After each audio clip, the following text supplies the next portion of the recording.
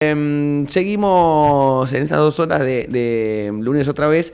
Ahora tenemos el gusto de saludar a el politólogo, analista político, hombre de pasado en la política, el señor Gustavo Marangoni, a quien tengo el gusto de charlar con él esta noche. Joaquín Múgica Díaz, Mariano Bodender, te saludan. Gustavo, ¿cómo andás?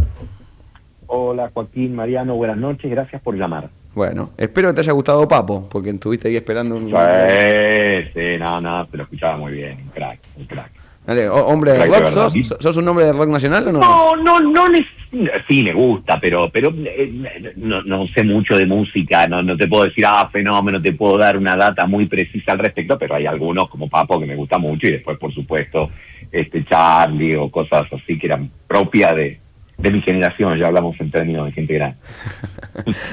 Gustavo, a ver, el gobierno, la verdad que está surfeando una ola casi semana a semana.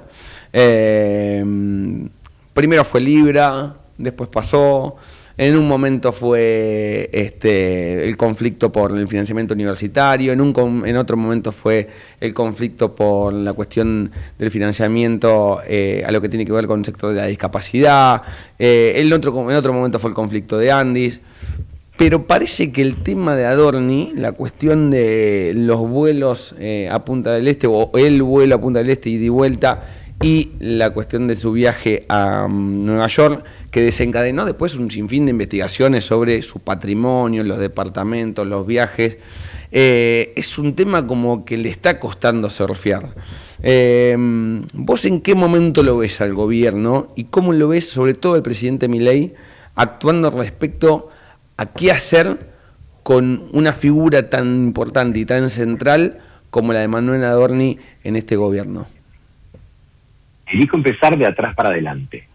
Lo que está decidiendo el presidente hacer con su jefe de gabinete.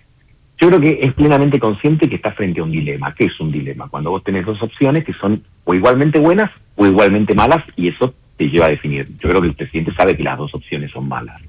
Mantenerlo en el gabinete es una mala decisión y echarlo también. Por lo tanto, tenés que sopesar y hacer uso de tu escala de preferencias. ¿Qué supongo o especulo y comparto con ustedes que puede estar pensando el presidente? Y si lo he hecho, van a venir por otros ministros, por mí, por mi hermana, etcétera. Tengo que aguantar los trapos, tengo que bancar los trapos con esta. Si lo entrego, tengo este riesgo. Ahora, si lo mantengo y estoy invirtiendo parte de mi capital político, el del presidente me refiero obviamente, en tener que sostener a un ministro cuando se supone que la lógica es la inversa, que son los ministros los que en términos futbolísticos se llevan la marca, los que son los fusibles, como se decía antes, en la época de la vieja electricidad, cuando no había tableros térmicos, digamos, entonces, bueno, obviamente él está invirtiendo parte de la caída de la imagen del presidente, que las encuestas varían, pero todas coinciden en que hay un descenso en estas últimas semanas, en este último mes. Bueno, tienen que ver con esto, con que él tiene que ahora abrir la alcancía, sacar parte de sus ahorros, mira que antiguo, digamos, tiene que abrir su billetera electrónica, tiene que transferir capital por el tema que le produjo lo de Adorni, que en última instancia tiene que ser un catalizador de otras cosas, porque en perspectiva yo diría que es un conjunto de cosas pequeñas, pero que ha desatado una suerte de efecto mariposa, ¿no? Aquella vieja afirmación que dice que la letra de una mariposa en Oceanía te genera un tornado en Nueva York. Un viaje de la mujer del jefe de gabinete en el vuelo presidencial dio lugar a averiguar un vuelo privado, una casa en un country y una casa acá. Bueno, me parece que eso, y después que se dio lugar todo el tema de la vacunación, etcétera. ¿Dónde se supone que le genera un daño al gobierno? Bueno, en la localía, vuelvo al ejemplo futbolístico. Siempre perder de local duele más. ¿Por qué perder de local duele más? Bueno, porque el presidente afirmó, lo hizo el propio 1 de marzo, que el programa de su gobierno es moral. Bueno, si es moral, todas estas cuestiones lo dejan en una situación incómoda, pero lo curioso es que no se la generó la oposición, se la genera el gobierno. Ahora, Gustavo, vos planteás, bueno, si lo deja es una mala decisión, si lo saca es una mala decisión, pero cuando vos mirás las explicaciones de Adorni y empezás a recopilar lo que dijo en las últimas 2 semanas y te das cuenta que hay un sinfín de incongruencias y de contradicciones y de falta de sustento en muchas explicaciones. Por empezar, digo, ya ni siquiera explicar con una factura quién pagó el famoso vuelo a Punta del Este para la época del carnaval, y después que aparece con la financiación de 2 jubiladas para comprar un departamento que él mismo dijo que tenía, porque nadie sabía hasta ese momento que lo tenía, y hay es muy endeble, digamos, el accionar de Adorni para tratar de desarmar la crisis que se le generó al gobierno, crisis política, de comunicación, institucional, en todos los frentes, que cuando vos ves todo eso, si mirás hacia adelante y decís, bueno, me queda todo el año por delante, la verdad que resulta hasta medio kamikaze seguir sosteniendo a Adorni, porque sabés que no van a poder explicar lo que no explicaron hasta aquí. Es cierto, pero también puede ser una posibilidad que esté esperando el momento donde el tema baje un poco para a lo mejor poder hacer el recambio. Ahí podemos especular con eso. Mira, mientras te escuchaba reflexionar y preguntar, me vino a la memoria, ¿se acuerdan del famoso tema de Gine González cuando trascendió que en medio del COVID había el vacunatorio VIP? Vacunatorio VIP. Sí, exactamente. Alberto Fernández lo echó sin recibirlo. Y eso, por supuesto que en términos de la opinión pública tiene una lectura, pero en términos de la política y del equipo de gobierno tiene otra. Hay una suerte de códigos, comillas si quieren, de la política que es el que no banca no puede ser jefe. En algunos momentos tenés que bancar. Porque si vos sacrificás inmediatamente, ¿no? Entonces hay una suerte de fantasma de inseguridad que recorre todo el gabinete. Ahora, ¿esto se aplica para todos? No, porque de hecho cuando Nicolás Pose tuvo que salir del gabinete o Guillermo Franco tuvo que salir del gabinete, le dio salida y listo, pero con los más, digamos, con los que verdaderamente son del círculo más restringido, bueno, se aplica el principio, porque Adorni pertenece a eso. Entonces, insisto en el tema del dilema. Por supuesto que es una mala decisión, pero justamente por eso yo la catalogo de dilema. Si vos tenés que elegir entre pasar hambre o comer un buen asado, no tenés ningún dilema, vamos a comer asado. Ahora, viste, si es pasar hambre una semana o pasar hambre, se complica la decisión. Es por supuesto que involucra un costo. Ahora, ¿qué ha hecho el gobierno? Redoblar la apuesta a ver, recordemos que Milei es un cultor de la estética de la desmesura y la aplica a todo, entre ellos a Adorni. Lo abrazó el 2 de abril, que prácticamente Malvinas pasó a ser el decorado del respaldo a Adorni. Sí, tal cual. Y la reunión de gabinete hoy lo mismo.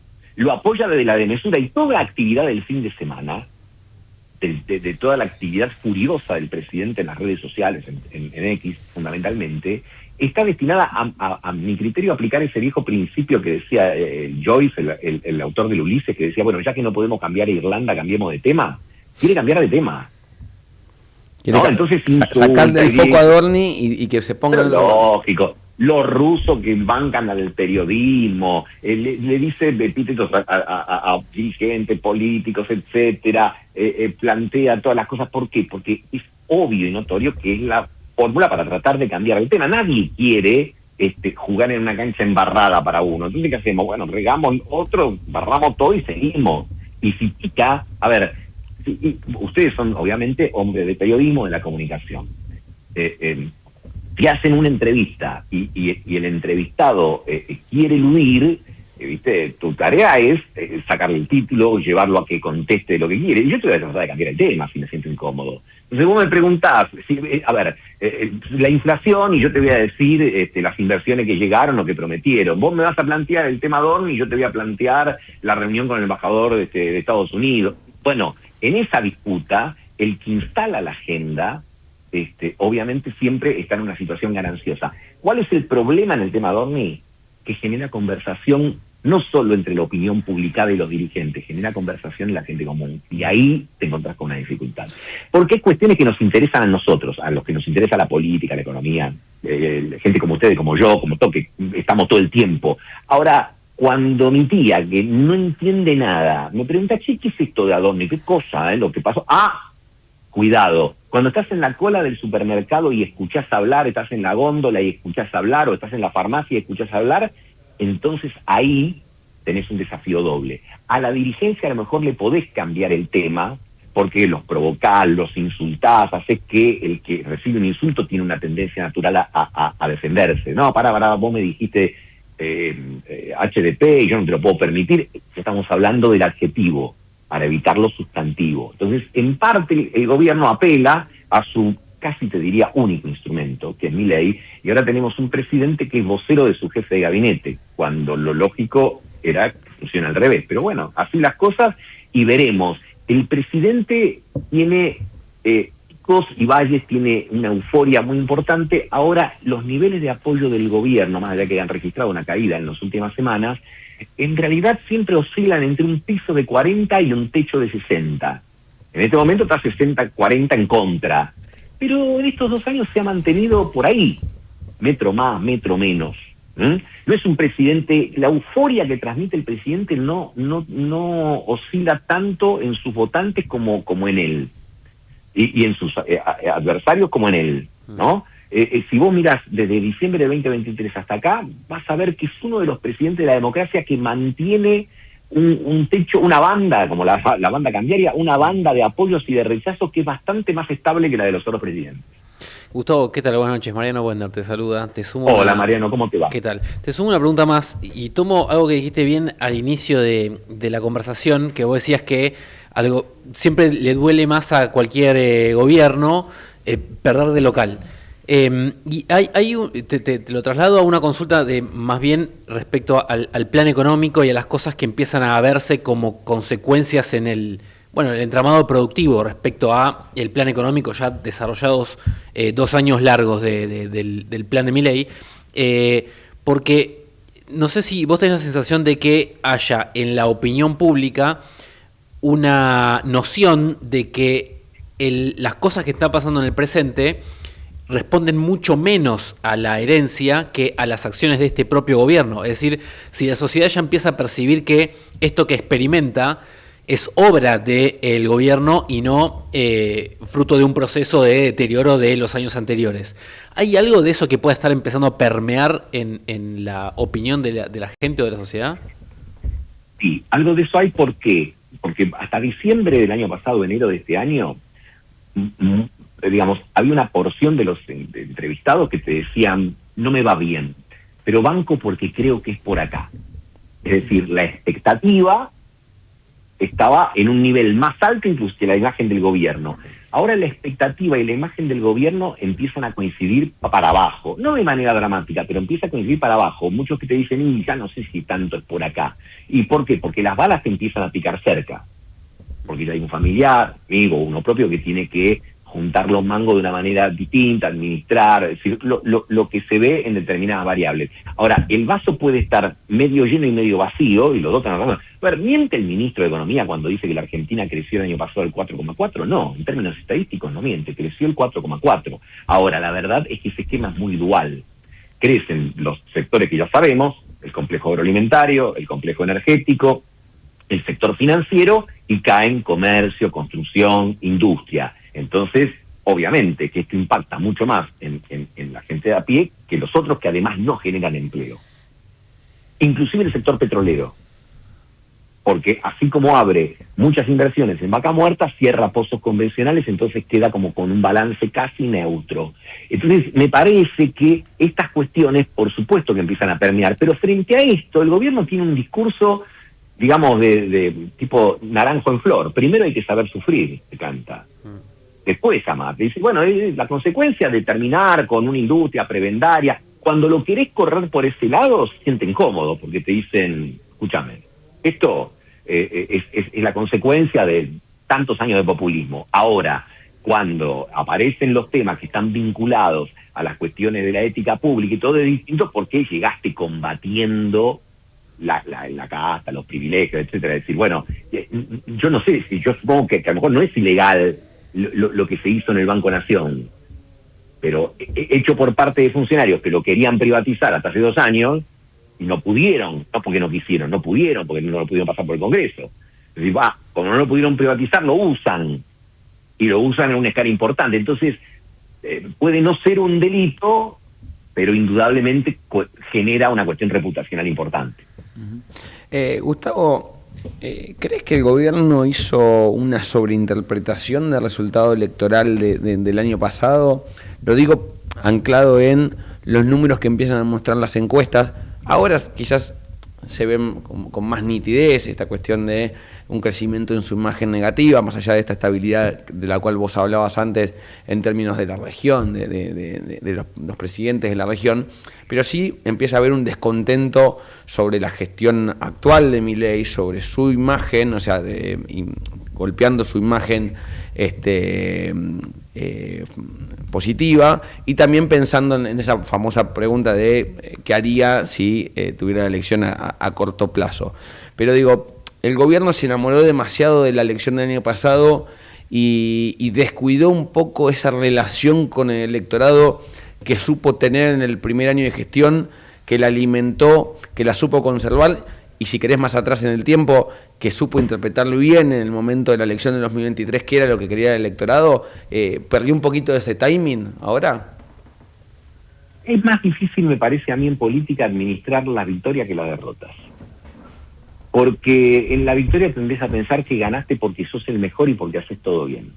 Y esto le pasa a todos los gobiernos, independientemente, o casi todos los gobiernos, independientemente de su inclinación ideológica. Entonces, el gobierno que el año pasado, en septiembre, había recibido un sopapo enorme en la provincia de Buenos Aires, de repente activó un montón de cosas y salió adelante. Claro, de eso a un gobierno que tiene características altamente ideológicas, o como se dice ahora, narrativa, la batalla cultural y todo eso, y una biografía como la de Milei, la euforia está a la vuelta de la esquina. Y además, donde lo que paga es el verticalismo. En ese sentido, es un gobierno que casi parece peronista, digamos, ¿no? Por el verticalismo como herramienta para mantenerte en el poder o para llegar más alto. Lo hemos visto este fin de semana de una manera que hasta por momentos es como demasiado empalagosa, ¿no? El presidente saca un artículo y todos sus funcionarios planteando que es un artículo brillante, intelectualmente sólido, un aporte a la causa de la humanidad, y vos decís, pues son todos los funcionarios, ¿no? Entonces, pero eso...